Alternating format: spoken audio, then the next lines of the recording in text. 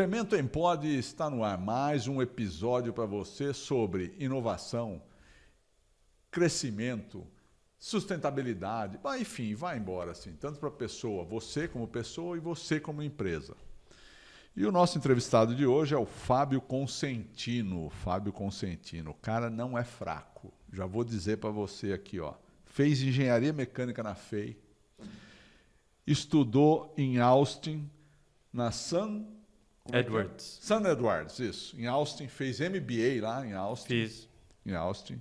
Na Califórnia, trabalhou durante 20 anos na Califórnia, no Vale do Silício. Então o cara é assim, inovação e tecnologia é o cara. E hoje ele tomou a decisão na vida, não foi hoje, já faz um tempo, de ser um headhunter. Não é caçador de cabeça só não, tá?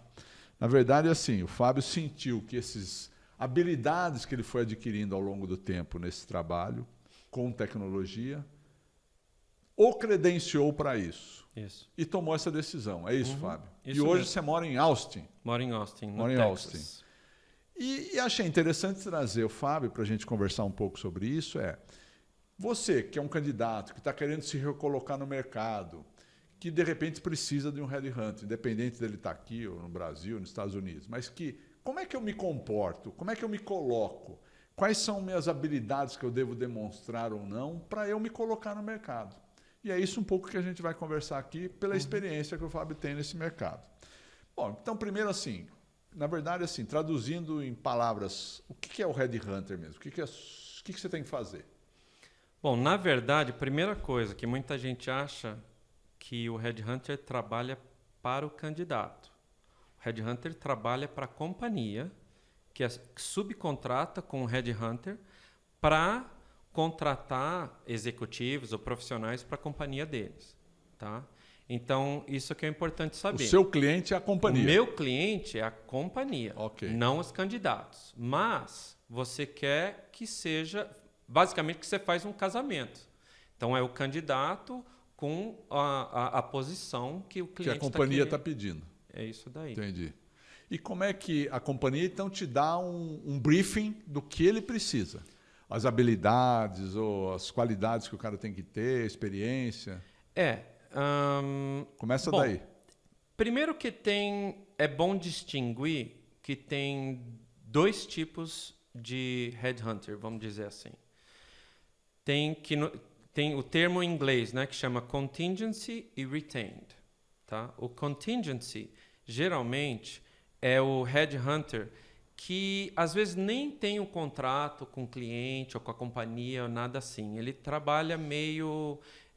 freelance, assim. Meio um freelance, assim, às vezes acha posição e fica meio tentando achar candidatos para aquelas posições. Que ele vê publicado de alguma forma. Que vê publicado e tal, e aí tenta mandar aqueles... os currículos que ele acha até online, às vezes nem entra em contato, nem conversou com o cliente, nem conversou com as pessoas e tenta fazer o casamento. Se der certo, entendeu? Ganha uma graninha. E tem tudo para não dar certo. Tem tudo para não dar certo isso daí. Agora, aí tem o retained. O retained, a gente tem um contrato com o cliente, a gente tem o network, não só o network, mas a gente tem um conhecimento dos executivos daquela companhia, conhece não todo, mas o departamento de recursos humanos, tem um relacionamento, faz um contrato, e para a gente começar a trabalhar com o cliente, eles pagam a gente já uma porcentagem só para começar. Aí o que eu faço? Aí eu vou e eles falam assim, eu quero um executivo um vice-presidente de marketing, vamos dizer assim. Aí eu vejo aqui, ok, é isso que vocês querem? Tá bom. Agora eu quero entrevistar quem que vai ser o chefe dele. Você vai mais fundo no assunto. Eu vou mais fundo, eu não vou só com o que está escrito, essa aqui é a descrição. Entendi. Tá lá escrito, que às vezes a companhia é uma descrição que já usaram 2 anos atrás, padrão. Mas você quer entender exatamente o que é que não só às vezes quem vai ser o chefe dessa posição, mas às vezes até o chefe do chefe. Porque às vezes isso até é diferente. Sim, dá mesmo. Tá? Então, primeiro eu faço uma entrevista com o pessoal da companhia, os executivos, tal, para ver direitinho o que é que eles estão procurando, né? Para ver entre linhas do que está escrito ali. Sim. E pegar os requerimentos, né, da posição. Sim. E qual o tipo de personalidade, né, que eles estão querendo. Porque, por exemplo, às vezes, se você conhece bem a companhia com que você trabalha e o tipo das pessoas que trabalham lá, a cultura da companhia, a cultura, tudo mais, você, quando está entrevistando o candidato, você já mata, sabe, né? Só isso, aí não vai esse casar. cara, olha, não vai dar. E aconteceu isso, aliás, semana passada com um candidato meu. Eu já sabia que não ia dar certo, mas eles falam, não, vamos tentar. Tal. Eu falei, tá bom, tudo bem. Eu conheço essa pessoa que vai entrevistar ele, não vai dar certo. Mas tudo bem, enfim. Isso é importante. Então, se você conhece bem o que o cliente está querendo, não só o cliente, a cultura, mas também entende bem o que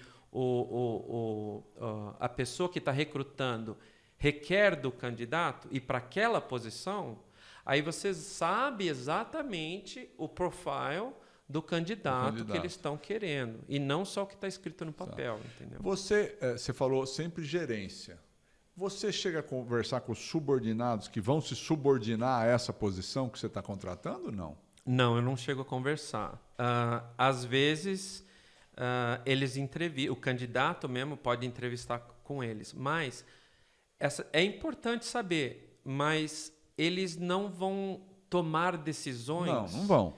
Né? Mas podem trazer uma experiência. Olha, já teve candidato assim, que foi nosso chefe, não deu certo. Sim, às vezes quando tem uma dinâmica de grupo que eles estão meio preocupados, aí pode até ser. Legal. Entendeu? Tá, entendi. Mas se não, não. Tá. Aí você tendo essa persona que você tem que contratar, como é que aí começa essa busca? Como é que é o procedimento disso? Você começa a olhar onde? Como é que você busca esse cara? Bom, aí é que é importante para os candidatos saberem. Isso. Para você trabalhar com headhunter, você precisa saber qual a indústria de especialização do headhunter. Tá? Então, a minha indústria de especialização é bem focada. Tá? Eu trabalhei na área de high-tech por 20 anos, nunca trabalhei em recrutamento. Eu fui chefe, então já tive que recrutar gente, essas coisas. Mas, quando você está nessa área de tecnologia e você conhece bem, então eu decidi entrar no mercado que eu já conhecia e que eu já tinha todo o network. Já tinha o seu skill e tudo, entendeu? eu conheci. Então, para o candidato, se ele quer fazer uma amizade, vamos dizer assim, e ter um headhunter que ele está sempre em contato, tem que ser na área que ele é pretende. de interesse dele. Entendi. Ou uma área que ele queira ir. Não um headhunter generalista. Um headhunter generalista geralmente não vai ser a pessoa certa para você trabalhar. Isso já é uma primeira dica, hein? Você que está procurando. Isso é importante. Não, é muito importante isso. É importante. Por quê? Não só para o meu cliente, sim, claro, mas também para os candidatos. Entendeu? Lógico. Porque o cliente, ele quer... É justamente por isso que ele vai pegar o headhunter, porque ele quer alguém que é especializado na certa área. É isso. Entendeu? É isso. Então, isso tem que ter. Tá. E aí, segundo, como é que esse candidato...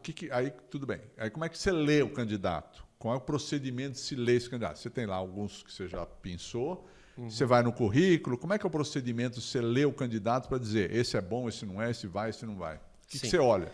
Bom, lembra que eu tive aquela entrevista para eu entender exatamente... Com o gerente, para entender exatamente o que é que eles estão procurando. Através disso, eu faço um questionário para mim mesmo. Tá? Para eu saber, eu já tenho uns questionários, umas perguntas básicas, mas às vezes eu mudo algumas coisas que eu acho que é importante, talvez, para aquela posição.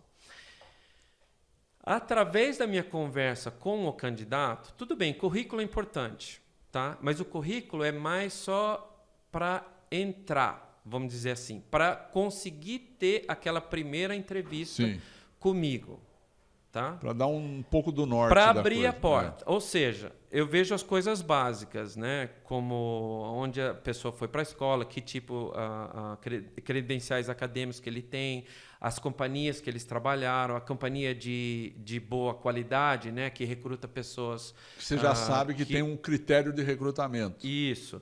Ou quais os tipos da posição. Bom, então aquilo lá é mais para me dar mais ou menos uma ideia se eu acho que aquele candidato vai ser um bom candidato para a posição e para o meu cliente. Tá? Aí, através da minha entrevista, aí eu vou tentar entender melhor do quem é aquele candidato. Não só a experiência dele, porque às vezes está lá escrito quando você vai conversar com a pessoa. Sim, o currículo aceita tudo, né? Entendeu? Então, quando eu estou conversando com a pessoa, eu já vejo mais ou menos... mas você escreveu isso aqui, mas não é bem isso, então. Então, é isso aqui?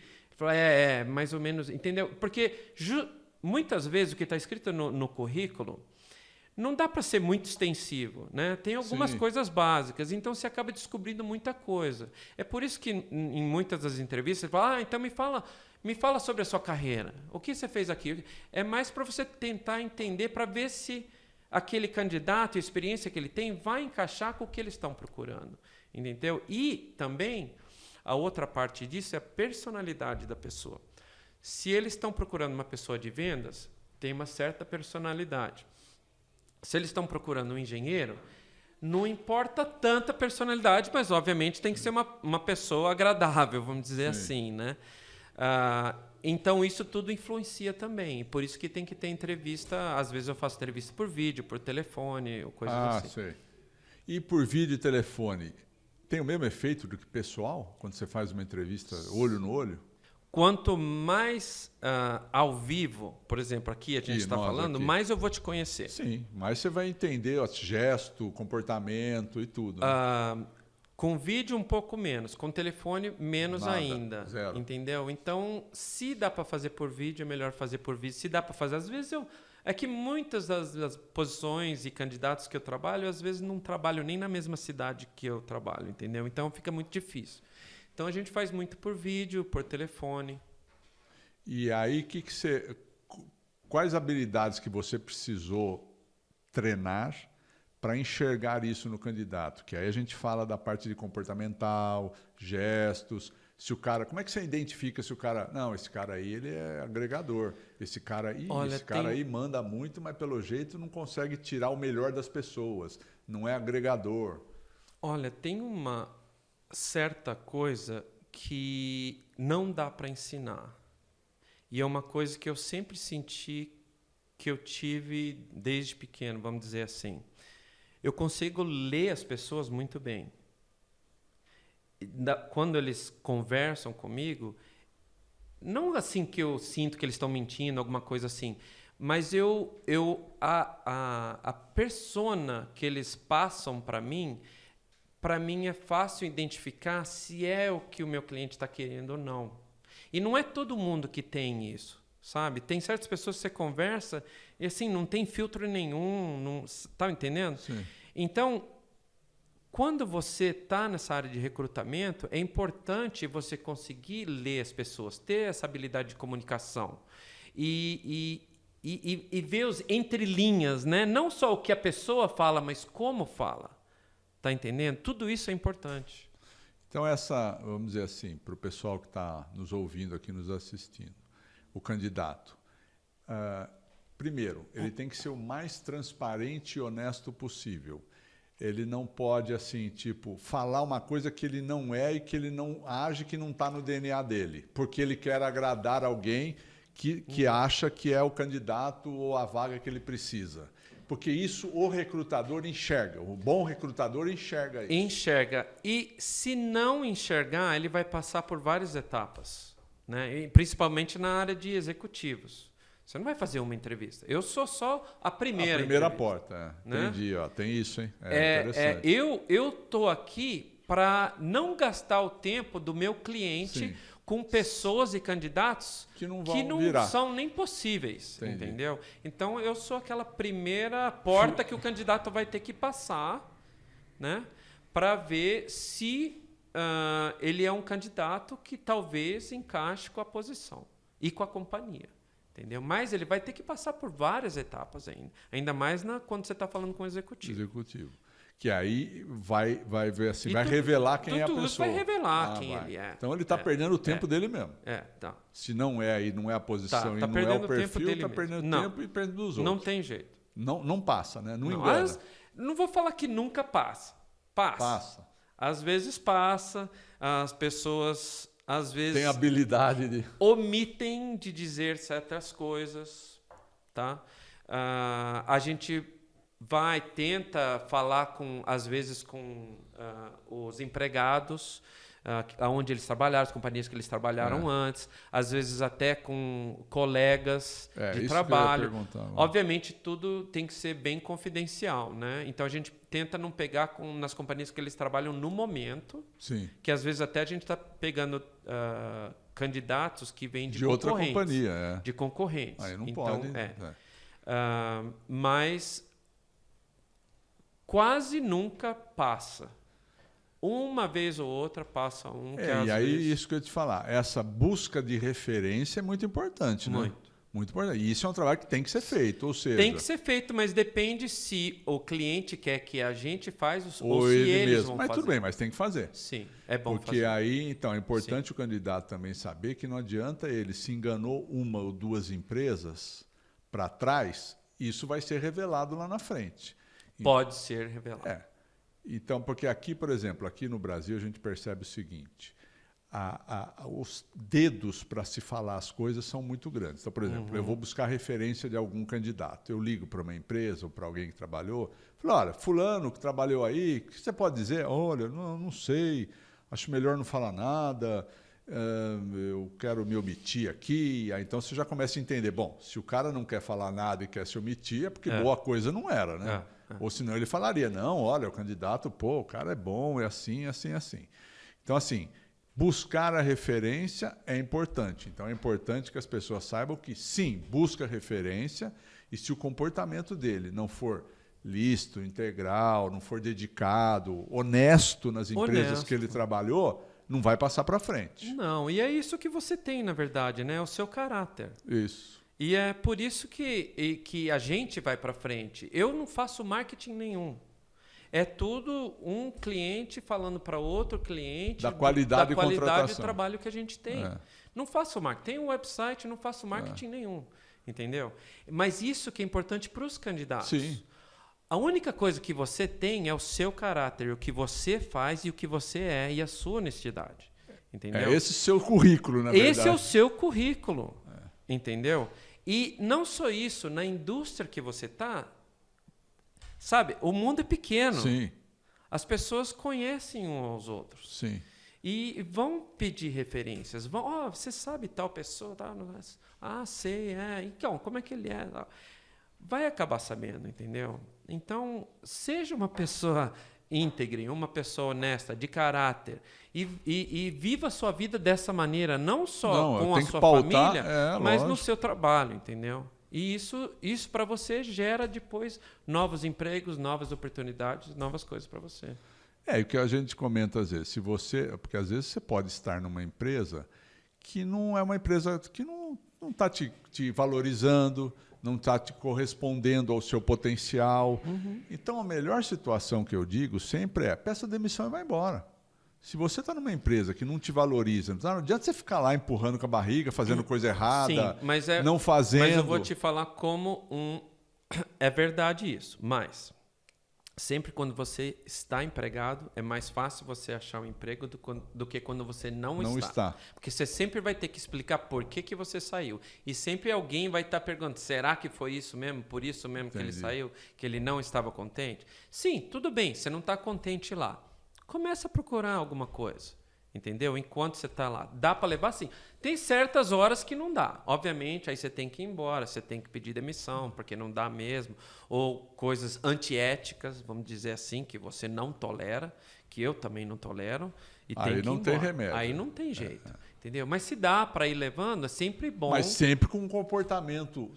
sóbrio, honesto, de caráter, independente de qualquer coisa. Com certeza. Isso aí, legal. Com certeza. Com relação a empregabilidade nos Estados Unidos. Como é que está isso hoje? Você que é um headhunter, busca algum profissional daqui para os Estados Unidos? Como é que está isso?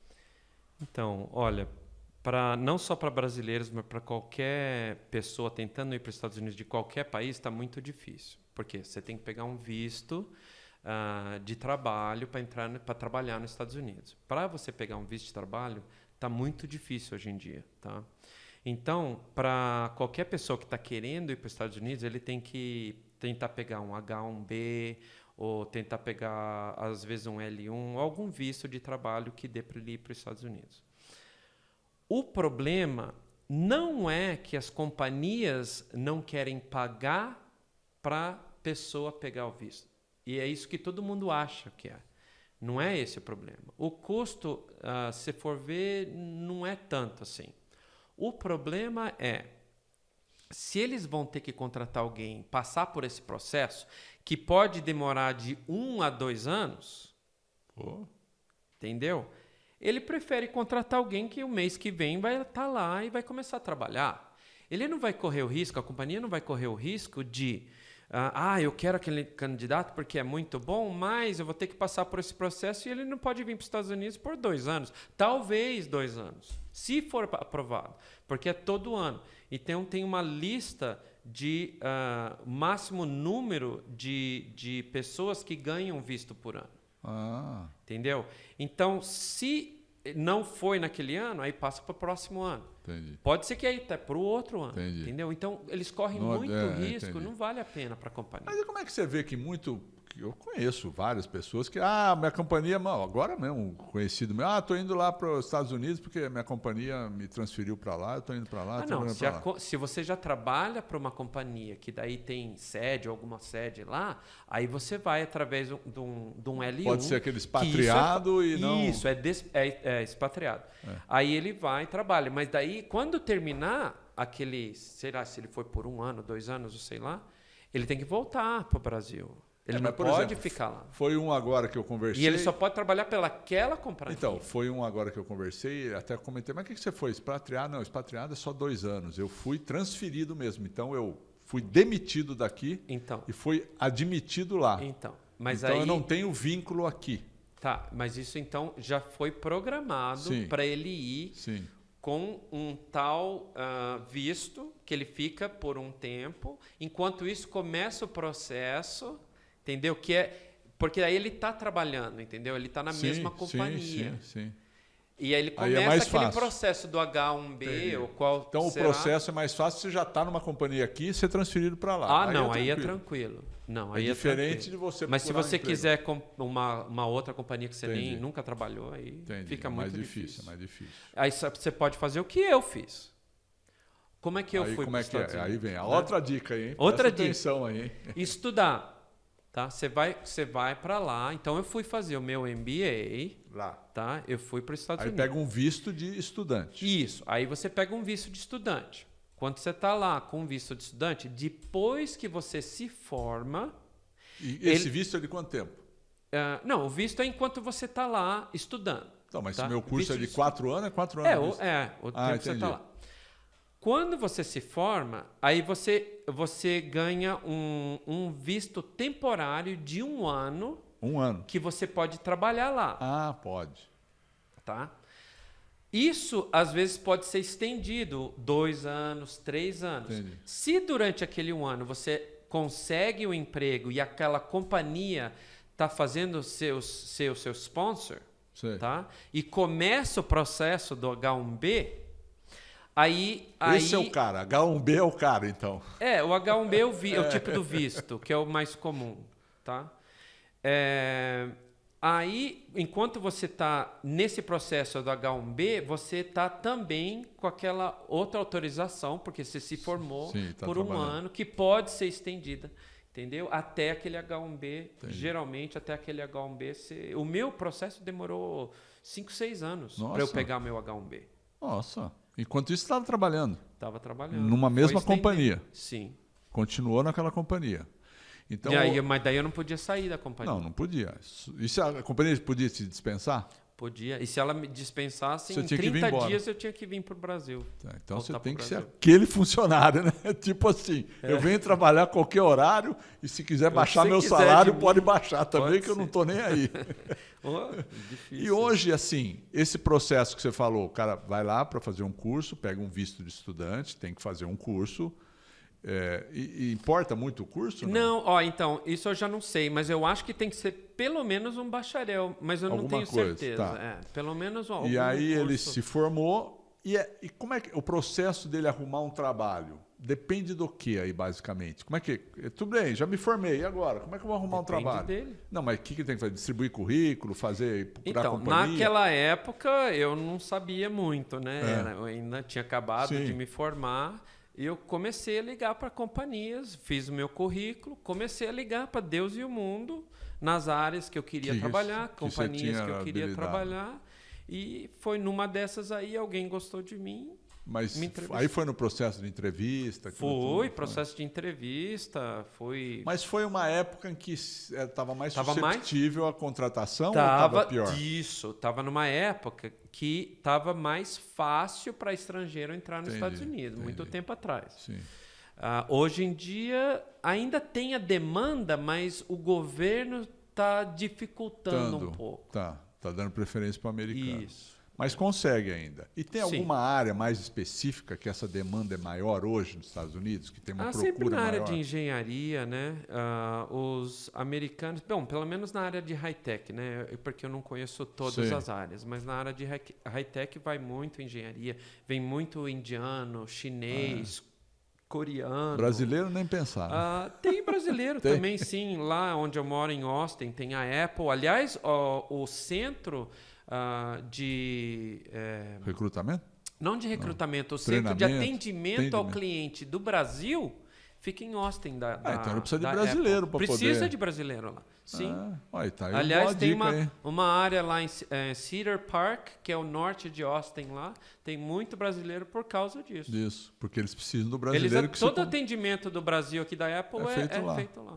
No final de tudo, como é que você retrata a sua experiência nessa área de headhunter? Assim, o que foi importante para você estar nessa área e a decisão de estar nessa área? De aprendizado, o que mais contou para você tomar essa decisão? Olha, para mim foi mais porque lembra que eu tinha falado para você que eu sempre quis fazer uma coisa para mim mesmo, né?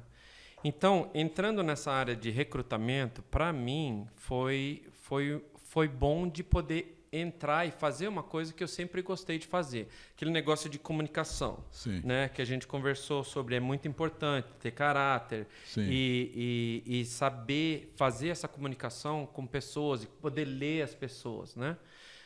Isso para mim é uma coisa nata em mim mesmo, entendeu? Então para mim foi muito bom de poder entrar nisso e continuar fazendo isso.